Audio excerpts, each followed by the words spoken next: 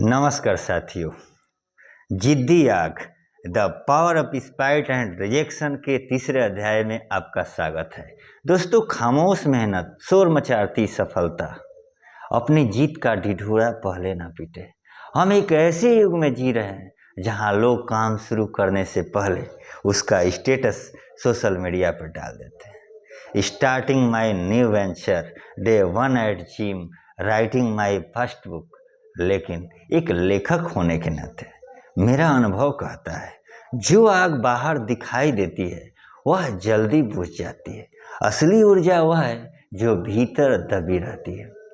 जब आप अपनी योजनाओं के बारे में सबको बता देते हैं तो आपका दिमाग एक झूठा संतुष्टि महसूस करने लगता है। लोगों की वाहवाही आपको वह सुकून दे देती है जो असल में काम पूरा होने के बाद मिलना चाहिए था। नतीजा, आप उस काम को पूरे जोश के साथ ख़त्म नहीं कर पाते। इसलिए अपनी मेहनत को तब तक खामोश रखें जब तक कि उसका परिणाम लोगों की आंखों में न चुभने लगे। हाँ, खामोशी की रणनीति शक्ति। खामोशी सिर्फ शांति नहीं है, यह एक रणनीति है। जब आप खामोश होते हैं तो आप दुनिया को नहीं सुन रहे होते, बल्कि आप अपनी अंतरात्मा की आवाज़ सुन रहे होते हैं। तो खामोश मेहनत का सबसे बड़ा फायदा यह है कि आपके दुश्मन और आपको कम आंकने वाले लोग अंधेरे में रहते हैं। उन्हें पता ही नहीं चलता कि आप किस स्तर की तैयारी कर रहे हैं। तो याद रखिए, शेर शिकार करने से पहले दहाड़ता नहीं है, वह झुकता है, खामोश रहता है और सही मौके का इंतजार करता है। आपकी दहाड़ आपकी सफलता होनी चाहिए, आपकी बातें नहीं। जब आप चुप रहकर दिन रात एक करते हैं तो आप अपनी पूरी ऊर्जा को केवल एक केंद्र पर केंद्रित कर देते हैं और प्राइवेसी ही आपकी असली ताकत है। आजकल लोग अपनी हर छोटी बड़ी बात दूसरे के साथ साझा करते हैं, लेकिन याद रखें, हर कोई आपकी सफलता से खुश नहीं होता।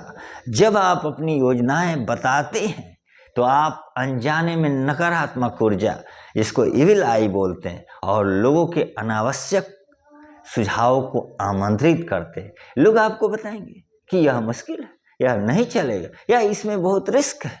ये बातें आपके आत्मविश्वास को कमजोर कर सकती है। इसलिए अपनी जिद्दी आग को केवल अपने भीतर जलाएं, उसे बाहर की हवा न लगने दें, वरना वह बुझ सकती है। अपनी योजनाओं को तब तक गुप्त रखें जब तक वे हकीकत न बन जाए। और मेहनत का अंडरग्राउंड फेज भी होता है। हर महान इमारत बनने से पहले उसकी नींव जमीन के नीचे खोदी जाती है। महीनों तक बाहर से कुछ दिखाई नहीं देता, सिर्फ धूल और शोर होता है। लेकिन जिस दिन नींव मजबूत हो जाती है, इमारत बिजली की रफ्तार से ऊपर उठती है। आपको भी अपनी जिंदगी का एक अंडरग्राउंड फेज तय करना होगा।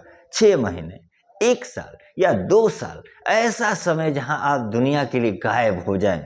कोई पार्टी नहीं, कोई फालतू गपशप नहीं, कोई सोशल मीडिया नहीं, सिर्फ आप और आपका लक्ष्य। इस पेज में आप अपनी स्किल को इतना निखार लें, इस फेज में आप अपनी स्किल को इतना निखारें कि जब आप बाहर आए तो दुनिया आपको पहचान न सके। और जब सफलता शोर मचाती है, याद रखना, जब सफलता शोर मचाती है तो आप खामोशी से शिखर पर पहुंच जाते हैं। तो आपको चिल्लाने की जरूरत नहीं पड़ती। आपकी गाड़ी, आपका रुतबा, आपकी पर्सनालिटी और आपका काम खुद दुनिया को जवाब देने लगता है। वह जवाब उन लोगों के लिए सबसे दर्दनाक होता है जिन्होंने कभी आपका अपमान किया था। उन्हें तब पता चलता है कि जिस इंसान को वे हारा हुआ समझ रहे थे, वह असल में एक इतिहास लिख रहा था।